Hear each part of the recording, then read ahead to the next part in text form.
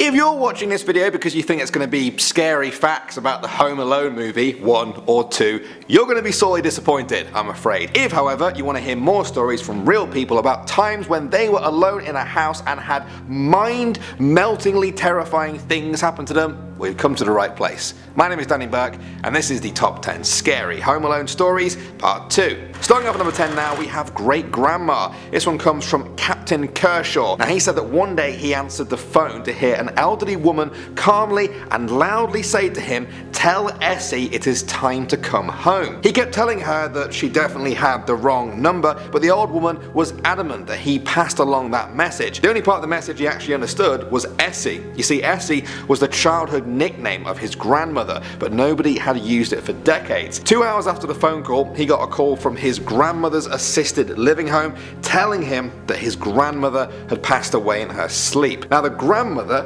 her mother, had died when she was just 16 years old, and suddenly it clicked for him. Now, he believes that the voice on the phone was that of his great grandmother, telling him to tell her daughter that after all these years, it was finally time to come home. Moving on to number 9 now, we have The Count. This one comes from Reddit, where a girl said that she has a sleep talking recorder app on her phone. The app is just meant to be a bit of fun, to listen to anything you might just blurt out in your sleep. It only starts recording though if it detects sound, and usually she finds that it's just clips of her rolling around in bed. One night she was home alone. Her parents were out and her brother was at a friend's house. She woke up and saw that her app had a new recording. She listened to it and heard what sounded like a man with a German or perhaps Eastern European accent say, 1, 2. Now, when I first read this, I wasn't too sure about it, but then I found that she actually provided a link to the real recording. So, here it is. Let me know what you think.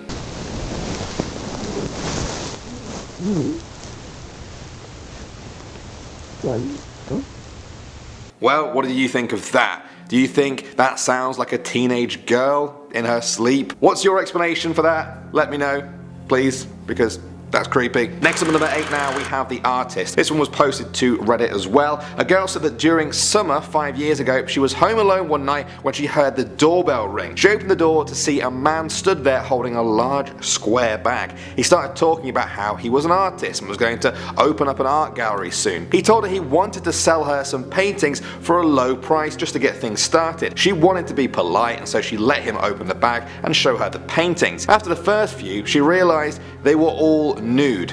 Actually, they were beyond nude. The first one was impressionist, the second one was more photorealistic and graphic. The paintings became more grotesque and twisted with each one. Some contained gore and bestiality. The man just stood there flicking through them and grinning at her the whole time. At one point, he stepped towards her. That's when she blurted out that she didn't have enough money to pay for them and slammed the door in his face. She peeked out of the window a while later and he was still stood there. She shouted out that she was going to call the police, and it was only then that the artist walked away. Next up at number 7 now, we have The Note. When Reddit user M Soup was 19, her parents and brother went away for the weekend, leaving her home alone. She had a pretty rough night and was very drunk. For some reason, she decided to cut her long hair in a drunken effort to reinvent herself because she was moving away for university the following week. When she finished cutting the hair up to her neck, she stepped out of the bathroom to find a note on the floor in the hallway. It said,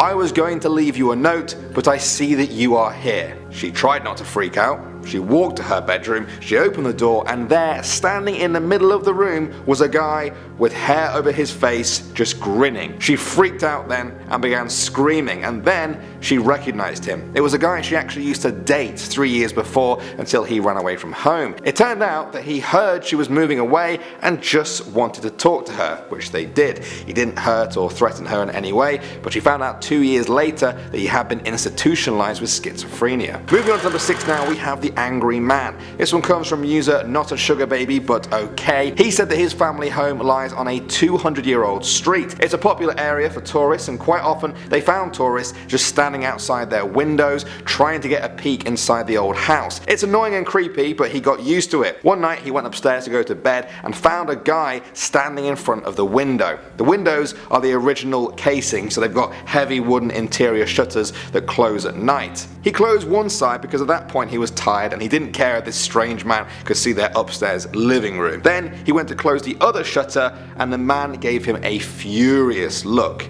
It was a twisted, evil expression that was just dripping with rage and venom. He was so shocked by the man's face that he stopped in his tracks. The two stared at each other in silence for a few moments before the stranger's face changed suddenly to a creepy, leering smile. Then he walked down the street. The storyteller says he got up to check the locks of the house about 8 times over the course of that night. Next to number 5 now, we have The Beast. This one comes from Reddit user I Am The Cage. She did a great first person telling of this story, and this is how it goes. I was house sitting for my parents who live in the actual middle of nowhere. The closest neighbour they have is about a mile away. My parents had taken their dogs with them on vacation to the beach, so it was an eerie and silent house to be in. It was the kind of quiet that you wouldn't want to turn off the TV to, or you would be faced with nothing but the eerie sound of your breath and footsteps. On one completely pitch black night, void of any moon, I stepped onto the black porch for a quick smoke before bed. As I reached the bottom of the steps, I pulled out a cigarette from the pack and fumbled for my lighter. As I flicked the wheel, the glow of the small flame briefly lit up my surroundings. In that split second of brief illumination, it became apparent I was not alone. In the few seconds it took my brain to process the dimly lit image, I realized that I had just momentarily seen some massive, brown-haired, four-legged beast eating from one of the dog's bowls by the steps leading from the porch into the house. And I do mean massive. Twice the size of me, at least. Covered in some dirty, brown, human-like hair from front to back. I didn't make out its head, but I knew from that glimpse of its torso that this is something that I've never seen in the wild. As I stood there in fear from what was standing not 3 feet away from me, unseen in the blackness of night, it lets out some kind of deep, guttural grunt and plods off into the woods, shaking the porch as it runs away, leaving me scared and shaking in the pitch black dark with a still unlit cigarette hanging from my mouth. Very creepy story. It turns out that the beast may have been something to do with the reports of feral pigs in the area that she heard about later, but she's never been too sure. I hope it was feral pigs. Moving on to number 4 now, we have footsteps. Whiterun said that when he was a kid, he was home alone one day while his mum took his sister to school. Now after about 15 minutes, he heard the front door unlock, then open, and then came the sound of footsteps. They were slow and heavy and moved into the kitchen. He assumed it was just his mum, but even then he thought it sounded different. It sounded strange. Also, normally she would call out whenever she arrived home.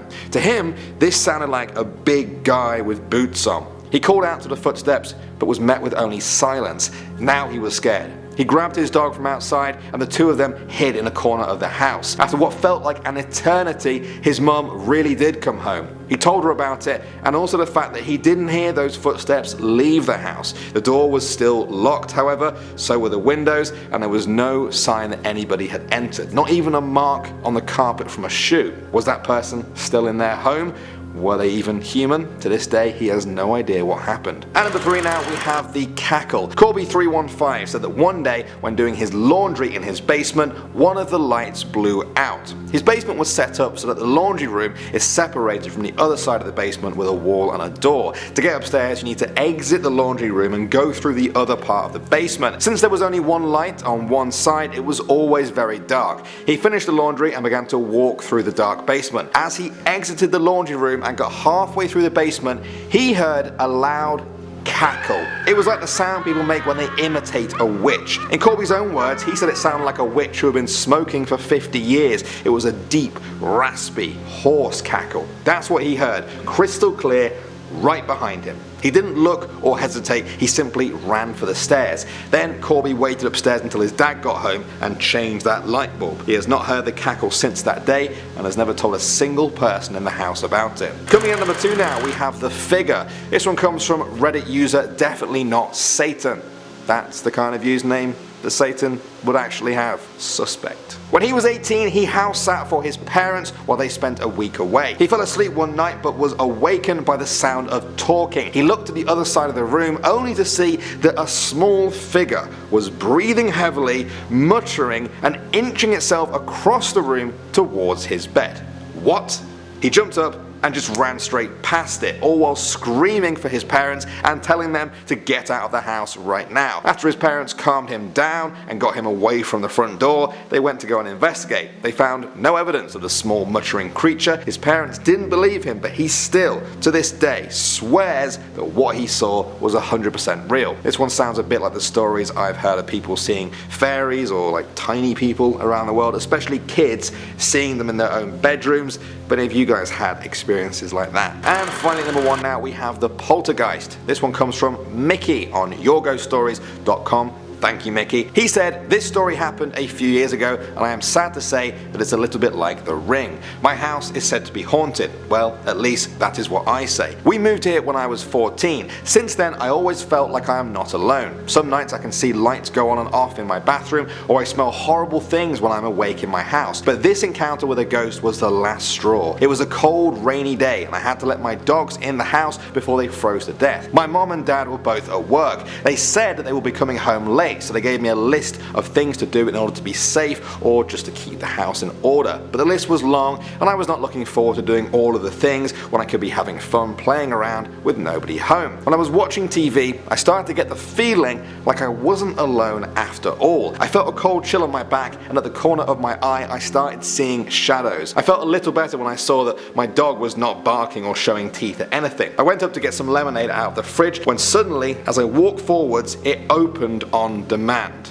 This is the part where it sounds like the movie The Ring. So anyway, I walked around the corner into the middle to see if I could see anything in the fridge. Nothing was there, so I just walked over there and closed it. But then I felt stupid because my lemonade was in there. After I got the lemonade and sat back down, I watched some more TV. As I started taking a sip, I could see the reflection of the kitchen in my glass. I looked at the glass trying to see the kitchen fully, and what I saw next made me have nightmares for a very long time. Looking at the glass, I suddenly saw this black creature run straight across the kitchen counter. I gasped, and right as I gasped, my dog jumped up and started barking like crazy and showing warning teeth. I leapt off my couch, and this is where things started getting freaky. All of a sudden, my dog started moving his head like he was watching something dance or run. His head was moving across the ceiling and then back down to the kitchen counter again. Then my dog moved his head and stared straight at me. I screamed because I knew that this ghost was either right beside me or right behind me. I ran to my room upstairs and locked the door. I started crying out of fear and listened to my dog bark like crazy. Then,